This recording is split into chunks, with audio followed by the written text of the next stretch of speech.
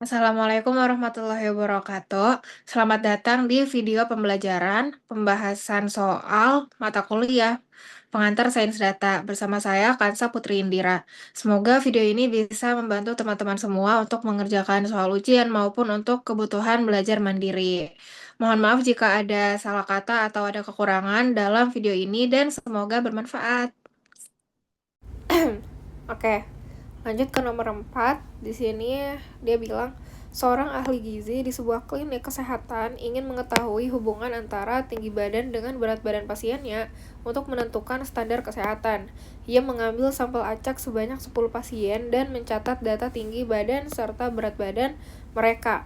Oke, kita lihat ini tabelnya ya. Ada 10 pasien. Nah, ini ada masing-masing datanya. Terus yang A, di sini dia nanya, tentukan variabel bebas dan variabel terikat dalam permasalahan ini. Tadi kan udah aku jelasin ya, variabel bebas itu adalah variabel yang bisa kita ubah-ubah. Nah, variabel terikat ini yang bergantung sama variabel bebas. Nah, di sini jelas yang jadi variabel bebas itu adalah si ini tinggi badan. Ya, variabel terikatnya adalah si berat badan, karena kan kita nggak bisa ini ya, nggak bisa tinggi badan itu kan nggak bisa kita naik turunin gitu ya, jadi nggak bisa kita kontrol gitu ibaratnya. Jadi variabel bebas kita itu adalah si tinggi badan dan variabel terikatnya itu adalah berat badan gitu. Oke, nah terus nih bentar. Oke, nah terus variabel nah terus di sini dia nanya, buatlah scatter plot data antara variabel X dan Y pada grafik. Oke, ini nggak bakal aku gambar langsung ya, kalian bisa gambar sendiri.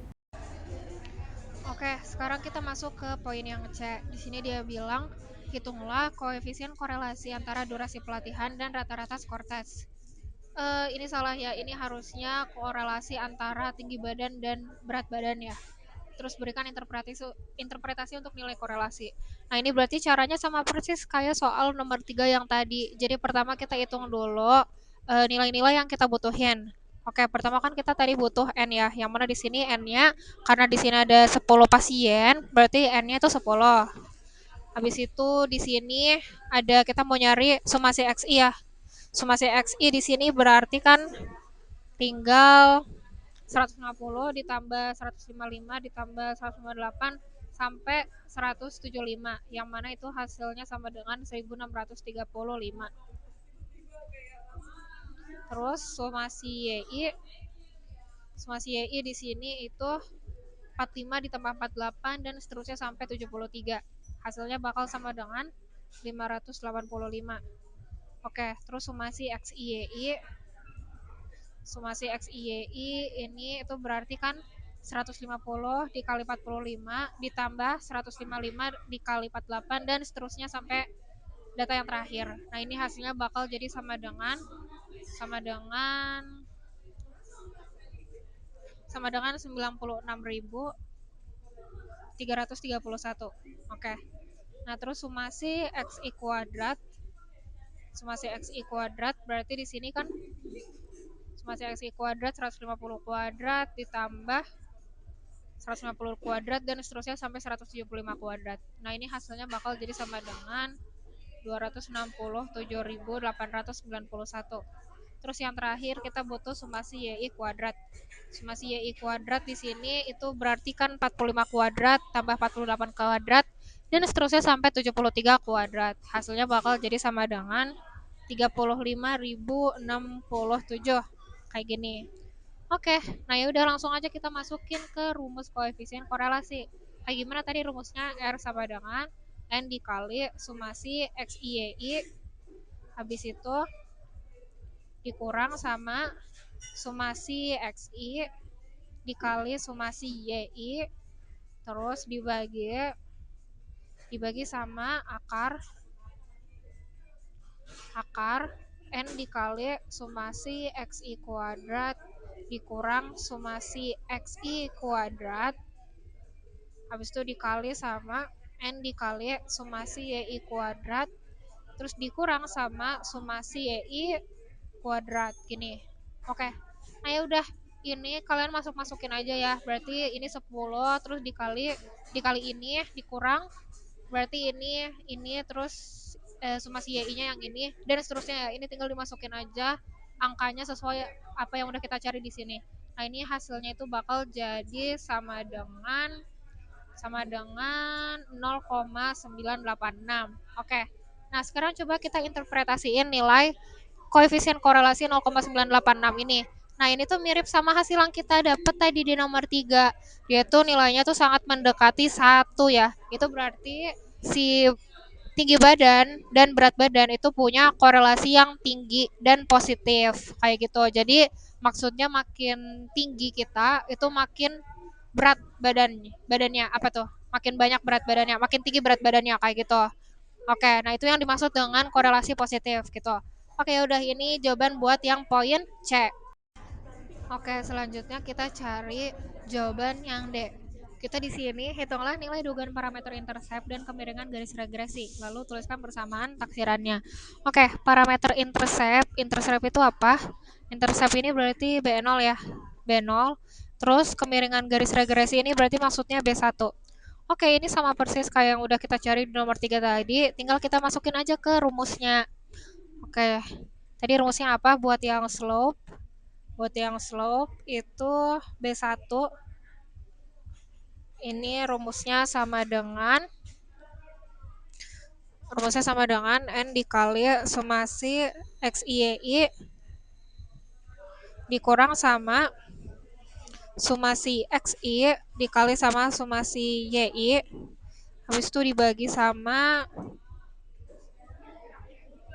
N dikali sumasi XI kuadrat dikurang sama sumasi XI kuadrat kayak gini. Oke, udah ini tinggal dimasuk-masukin aja nilai yang udah kita dapetin tadi. Nah, ini hasilnya bakal jadi sama dengan 1,2.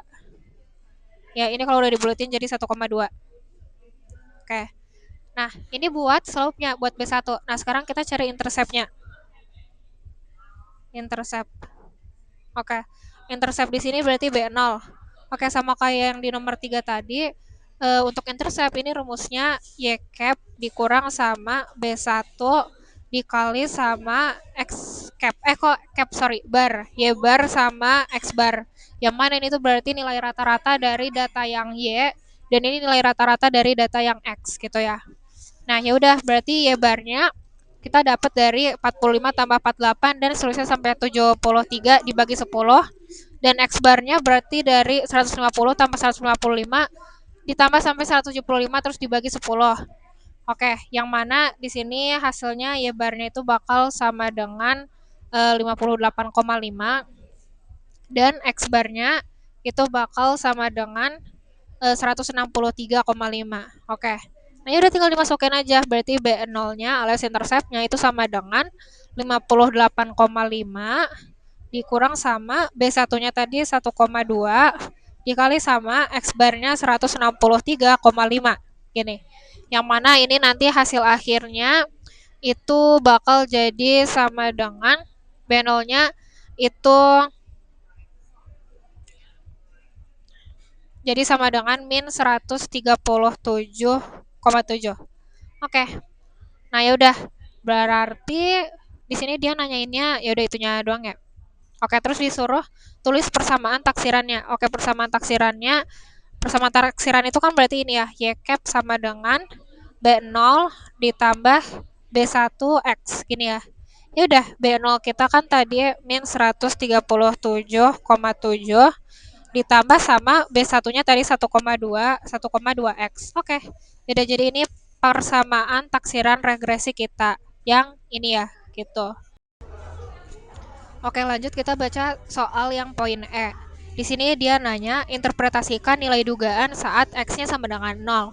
Oke, nah tadi di soal yang ini kan kita udah belajar ya. Kalau ditanya kayak gini, tinggal kita masukin aja ke persamaan taksiran regresi yang udah kita buat gitu.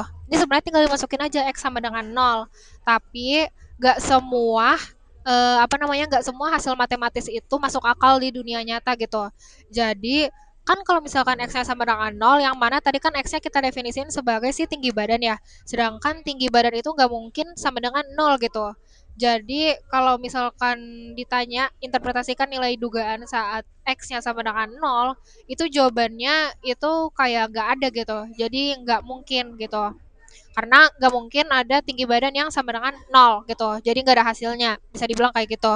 Oke, nah, sekarang kita lihat soal yang F. Di sini dia nanya berapakah nilai variabel terikat jika nilai variabel bebasnya adalah 180. Nah, ini sebenarnya pertanyaannya mirip sama yang E tadi ya. Di sini yang E ditanya ketika X sama dengan nol, terus aku bilang nggak bisa karena nggak mungkin tinggi badan itu sama dengan nol. Nah, terus yang F ditanya, kalau misalkan X sama dengan 180. Nah, mungkin kalian bakal mikir, mungkin-mungkin aja dong, tinggi badan 180 itu mungkin. Nah, tapi di sini kita nggak bisa. Kenapa? Karena kalau di dalam statistika kita tuh cuman bisa memprediksi nilai yang ada di dalam rentang data kita. Ini kan rentangnya kita punya dari 150 sampai 175 aja. Nah, 180 itu ada di luar rentang data kita. Jadi sebenarnya kita nggak bisa ngitung prediksi untuk X sama dengan 180 kayak gitu. Jadi jawabannya adalah nggak, kita nggak bisa memprediksi nilai berat badan kalau misalkan ketika tinggi badannya sama dengan 180 kayak gitu.